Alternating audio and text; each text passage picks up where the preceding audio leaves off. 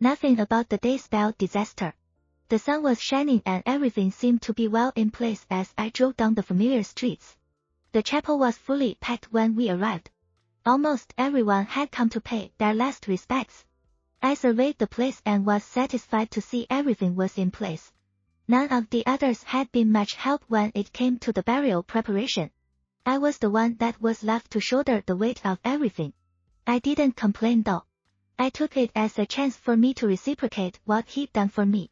After all, he had fed me, clothed me and put a room over my head. The service was about to begin and most people were already seated. I decided to sit on the opposite side. It didn't feel right sitting with the rest. It especially didn't feel right sitting next to Emma. Mom, why are we sitting here? Shouldn't we sit next to Grandma? Noah asks, pointing at where the others were. Of course we were getting weird looks but I didn't care. After all, it wasn't a secret that I wasn't wholly accepted by the family after everything that happened. Most people are already seated. I don't want us to cause a fracas. I lie.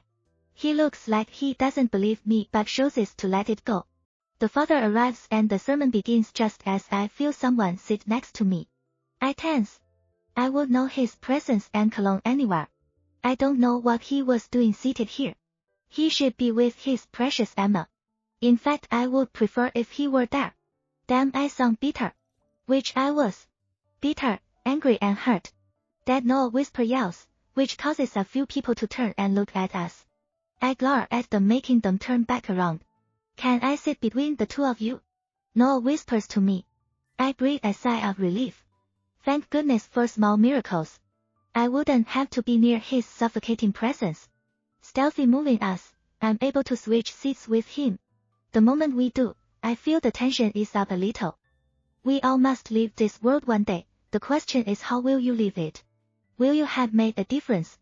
Change it and touch the lives of those that you met along the way? Or will you leave it with regrets? The preacher possessed the question. I can't help but think about it. If I were to die today, who will attend my burial? Will those around me even care? Whom am I kidding? They wouldn't. They would probably hold a celebratory feast. The only one who will be affected by my death will be Noah. Just him and no one else. It's honestly sad. The life I have. I don't have any friends, mostly because I hold myself back. Living under the perfect shadow that was emanated in the fact that I can never be good enough for anyone. I wasn't as beautiful as she was. Sexy as she was. Smart as she was. Loved as she was. I wasn't perfect as Emma was. I was nothing compared to her. Even now when we're older, I'm still in her shadow. No one sees my pain or suffering. It's all about Emma. Her pain is bigger than mine. Her happiness is a priority over mine. She always comes first in everyone's mind while I'm left chasing after leftovers of their affection. Mommy Noah's voice pulls me out of my thoughts. It's then I realized that the service was over and everyone was leaving. Ava, you okay? His deep voice always makes me shiver. I don't want to talk to him, let alone look at him, but I'll have to because for the next 10 years we'll be sharing Noah's custody. Shrugging my shoulders, I stand up, without looking at him. I know it seems rude but I just can't look at him. Not when the memory of him staring lovingly at Emma is still fresh in my mind. Come on Noah, let's go. He jumps up and we walk towards the door. Once we're outside, we're bombarded by a crowd of people wanting to give us their condolences. I spot some of my colleagues and wave at them. We hadn't buried father yet and I was already drained. So you finally decided to show your face, Emma's bitter voice says behind me. I turn around to face her. Her face was blotchy and her eyes were red and puffy, but she still looked like a freaking goddess. I sigh.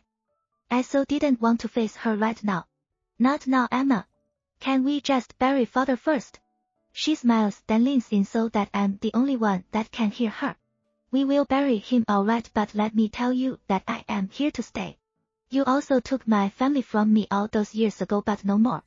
I plan to take everything back, including the man that was meant to be mine. She then steps aside and leaves just as the preacher calls us to go, to back where the cemetery is. Noah looks between me and the departing back of my sister but doesn't say anything. I'm left shocked at her words but not really surprised. What she doesn't understand is that she doesn't have to take anything back because none of them were mine to begin with. The family she's talking about worships the ground she walks on. And Rowan was and still is her man. Pushing down the pain that wanted to drown me, I lead Noah to the place that would be father's final resting place. I stand a little distance from mother, Emma and Travis. They're huddled together. Looking at them and me, you would think that I was a stranger just attending the burial instead of part of them. Dust to dust, the preacher says as they lower father's body to the ground. They then begin to cover his coffin with soil until he is completely buried. Mother's wails are the loudest as she begs for father to come back to her. Emma and Travis both have silent tears running down their faces as they hold her in their arms. I comfort Noah, hugging him as he cries beside me. Seeing him like this brings tears to my eyes. I hate seeing him in pain. I wipe my tears away. I need to be strong for him. He needs me now. Once again people flood us to offer their condolences. I accept them mindlessly. It was like I was there but wasn't at the same time. By the time I come out of it, most people were already dispersed. Mom, there is Pa and Ma, he drags me, pointing to Rowan's parents. They were there with Rowan and his twin brother Gabriel. I stand awkwardly as he greets them. They look at me in passing but don't say anything. We both know that I wasn't their choice for their son. Can I get snacks with them? Noah asks and I nod. He hasn't eaten in hours so he was hungry. Once they leave, we are left standing awkwardly beside each other. Now that his focus wasn't occupied by Noah, it was solely on Emma, who was standing a few feet from us. I was about to excuse myself when I hear a screeching of tires. Everything happened so fast. Men with guns opened fire. The minute they started shooting, I saw Rowan dive for Emma. I stood shocked as I watched him protect her with his body. I can't believe he abandoned me to protect her. Why was I even surprised? This just proved that I'll never be his priority. Seeing him protect her with his life completely broke something inside me. Watch out! A man with a bulletproof jacket shouted at me. He pushed me out of the way, but it was already too late. Something pierced my skin and I fell from the impact of the hit. My breath knocked out of me. Someone call an ambulance. He knelt down next to me and put pressure on the wound. I was confused, dizzy and in pain. I went to tell him I was okay, but then I saw blood soaking my dress and his hands. I hated the sight. Blood. Oh God, Noah, I whispered. He was my last thought right before everything faded into darkness.